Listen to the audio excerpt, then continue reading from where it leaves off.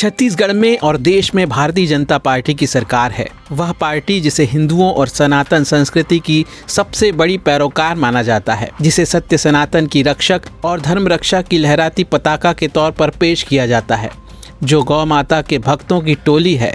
तो फिर गौवंश के संरक्षण के लिए प्रदर्शन क्यों हो रहे हैं?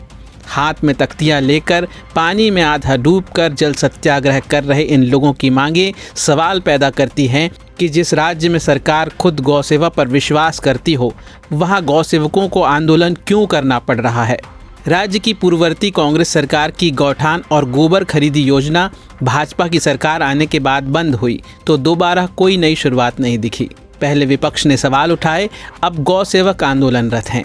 यह खबर बिलासपुर जिले की है, जहां मोपका तालाब में गौ सेवकों ने अनोखे अंदाज में जल सत्याग्रह करके शासन प्रशासन और सरकार के खिलाफ मोर्चा खोल दिया है।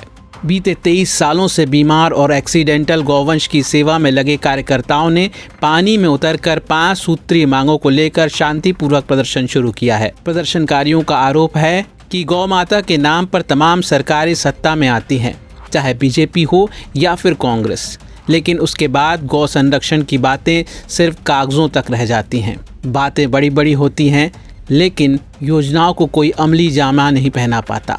गौ सेवकों की प्रमुख मांगों में गौ सेवा धाम के लिए ज़मीन, 24 घंटे संचालित होने वाला वेटनरी हॉस्पिटल, लापरवाह डॉक्टरों के खिलाफ सख्त कार्रवाई, गौ सेवकों के बैंक अकाउंट्स की जाँच और मवेशी बाजार पर पूर्ण प्रतिबंध जैसी मांगें शामिल हैं। प्रदर्शनकारियों का कहना है कि गौ तस्करी और इलाज की लापरवाही से रोजाना दर्जन गौवंश दम तोड़ रहे हैं। गौ सेवकों की चेतावनी है कि जब तक उनकी मांगें पूरी नहीं होती, तब तक उनका आंदोलन यूं ही जारी रहेगा। उन्होंने सरकार पर तंज भी कसा है। आंदोलनकारियों का कहना है कि सत्ता में आने से पहले नेता गौ माता के जयकारे लगाते हैं, लेकिन सत्ता में आने के बाद सारे वादे भूल जाते हैं। बताओ। 23 सालों से हम लोग बीमार एक्सीडेंटल गौवंशों की सेवा का कार्य कर रहे हैं। हम लोग जितने भी गौवंश सड़कों पे एक्सीडेंट होते हैं, उनको रख करके सेवा का कार्य करना चाहते हैं, और हमारे पास भूमि नहीं है। हम राज्य सरकार से और केंद्र सरकार से सभी से भूमि मांग चुके हैं, पर इतनी सत्ताएं भाजपा कांग्रेस आई और गई, और आज तक हमें भूमि नहीं मिला है गौ माता के लिए, बीमार एक्सीडेंटल गौवंशों के लिए। और साथ ही छत्तीसगढ़ बड़े चरम सीमा में है तस्करी में। गौवंश की तस्करी बहुत हो रही है।